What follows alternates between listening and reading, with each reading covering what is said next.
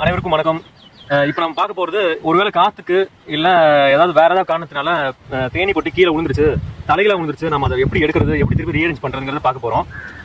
அதாவது நிறைய பேர் எனக்கு ஃபோன் பண்ணி டவுட்லாம் கேட்பாங்க, இந்த மாதிரி கீழே விழுந்துருச்சு எப்படி எடுக்கிறதுன்னு சொல்லி. அவங்களால எடுக்க முடியாது, புதுசாக ஹேண்டில் பண்ணுறவங்களுக்கு கொஞ்சம் கஷ்டமாக இருக்கும். அதுக்காக இந்த வீடியோ போடுறோம். இப்போ பாருங்க, இந்த பொட்டியில் வந்து பொட்டி கவுந்துருச்சு தலைகளாக ஒரு வீட்டில். அப்படி இந்த பொட்டி காட்டுங்க. இந்த பொட்டிக்கு வந்து தேனி பொட்டியில் இந்த மாதிரி இருக்கு, உள்ள தேன் கூட்டுக்குள்ளே இந்த மாதிரி பொசிஷனில் இருக்குது. ஸோ இப்போ இதை எடுக்கும்போது என்ன தேனிகளுக்கு கொஞ்சம் கோவம் வரதான் செய்யும். ஸோ எப்படி எடுக்க போகிறோங்கிறத பார்க்க போகிறோம். இப்போ அதாவது இப்போ கவுந்து இருக்குல்ல, இப்போ வந்து இந்த பொட்டி வந்து வேறு வழி இல்லை. இப்போ வேறு எப்படி எடுத்தாலும் உங்களுக்கு எல்லாம் இது வந்து டேமேஜ் ஆகும். எப்படி எடுத்தாலும் உங்களுக்கு இந்த ஃப்ரேம்ஸ் எல்லாம் வந்து கலைஞ்சு கீழே விழுவோம். பட் இருந்தாலும் பரவாயில்ல, நீங்கள் மொல்லமாக ஹேண்டில் பண்ணணும். எது பண்ணாலும் நீங்கள் மொல்லமாக ஹேண்டில் பண்ணிங்கன்னா எல்லாமே சக்ஸஸ்ஃபுல்லாக எடுக்க முடியும். இப்போ பாருங்கள், நான் வந்து அந்த பொட்டியை வந்து மொல்லமாக வெளியில் தூக்குறேன்.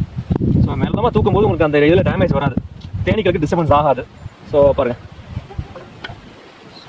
ஸோ மொல்லமாக தூக்கியாச்சு. தூக்குனதுக்கப்புறம் இந்த மாதிரி பொசிஷனில் இருக்குது எல்லாம். ஸோ தேனீக்கள் இப்படி இருக்குது. ஸோ இந்த தேனி பழையபடிக்கு இந்த கூட்டுக்குள்ள வச்சிடலாம்.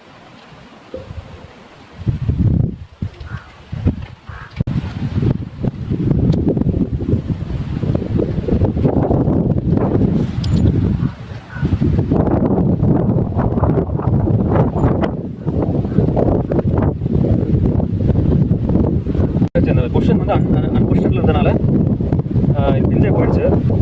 ஃபஸ்ட்டு நம்ம வந்து அந்த ஃப்ரேம்லாம் அரேஞ்ச் பண்ணிடலாம்.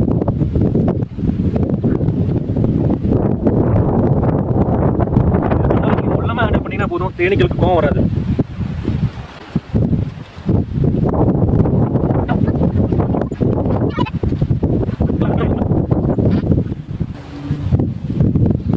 பொறுமையாக எடுக்கும்போது இந்த மாதிரி டேமேஜஸ் வராது. Maximum damage தவிர்த்துக்கலாம்.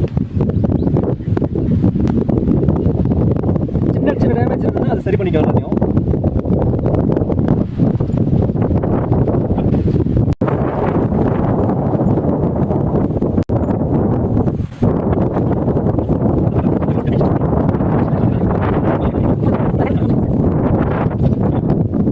அதான் நீங்கள் வந்து தேனிக்கு பழகிட்டீங்கன்னா, நீங்கள் தேனியை வந்து வீட்டில் ஒரு பெட் அனிமல் வளர்த்துற மாதிரி, ஆடு மாடு பூனை கோழிலாம் வளர்த்துற மாதிரி நீங்கள் தேனிகளே வளர்த்தலாம்.